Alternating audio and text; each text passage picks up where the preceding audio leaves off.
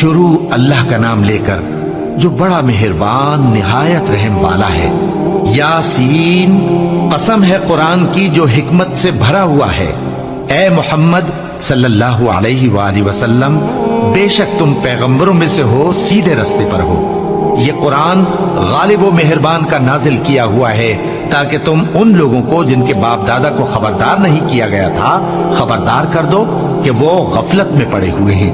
ان میں سے اکثر پر اللہ کی بات پوری ہو چکی ہے، سو وہ ایمان نہیں لائیں گے۔ ہم نے ان کی گردنوں میں طوق ڈال رکھے ہیں اور وہ ٹھوڑیوں تک پھنسے ہوئے ہیں، تو ان کی گردنیں اکڑی ہوئی ہیں، اور ہم نے ان کے آگے بھی دیوار بنا دی اور ان کے پیچھے بھی، پھر ان پر پردہ ڈال دیا تو یہ دیکھ نہیں سکتے۔ اور تم ان کو خبردار کرو یا نہ کرو، ان کے لیے برابر ہے، یہ ایمان نہیں لائیں گے۔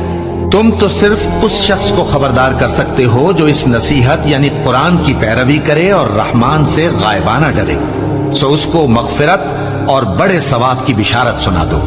بے شک ہم مردوں کو زندہ کریں گے، اور جو کچھ وہ آگے بھیج چکے اور جو ان کے نشان پیچھے رہ گئے ہم ان کو قلم بند کر لیتے ہیں، اور ہر چیز کو ہم نے کتاب روشن یعنی لوح محفوظ میں لکھ رکھا ہے۔ اور ان سے گاؤں والوں کا قصہ بیان کرو جب ان کے پاس پیغمبر آئے، یعنی جب ہم نے ان کی طرف 2 پیغمبر بھیجے تو انہوں نے ان کو جھٹلایا، پھر ہم نے تیسرے سے تقویت دی تو انہوں نے کہا کہ ہم تمہاری طرف پیغمبر ہو کر آئے ہیں۔ وہ بولے کہ تم اور کچھ نہیں مگر ہماری طرح کے آدمی ہو، اور رحمان نے کوئی چیز بھی نازل نہیں کی، تم محض جھوٹ بولتے ہو۔ انہوں نے کہا کہ ہمارا پروردگار جانتا ہے کہ ہم تمہاری طرف پیغام دے کر بھیجے گئے ہیں، اور ہمارے ذمے تو صاف صاف پیغام پہنچا دینا ہے اور بس۔ وہ بولے کہ ہم تم کو اپنے لیے منحوس سمجھتے ہیں، اگر تم باز نہ آؤ گے تو ہم تمہیں سنسار کر دیں گے اور تم کو ہم سے دکھ دینے والا عذاب پہنچے گا۔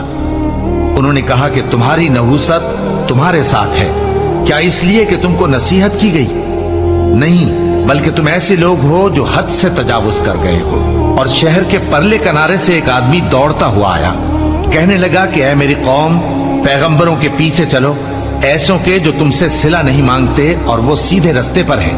اور میں کیوں اس ذات کی پرستش نہ کروں جس نے مجھے پیدا کیا اور اسی کی طرف تم کو لوٹ کر جانا ہے؟ کیا میں اس کو چھوڑ کر اوروں کو معبود بناؤں کہ اگر رحمان مجھے نقصان پہنچانا چاہے تو ان کی سفارش مجھے کچھ بھی فائدہ نہ دے سکے اور نہ وہ مجھے چھڑا ہی سکیں؟ تب تو میں کھلی گمراہی میں پڑ گیا۔ میں تو تمہارے پروردگار پر ایمان لایا ہوں، سو میری بات سن رکھو۔ حکم ہوا کہ بہشت میں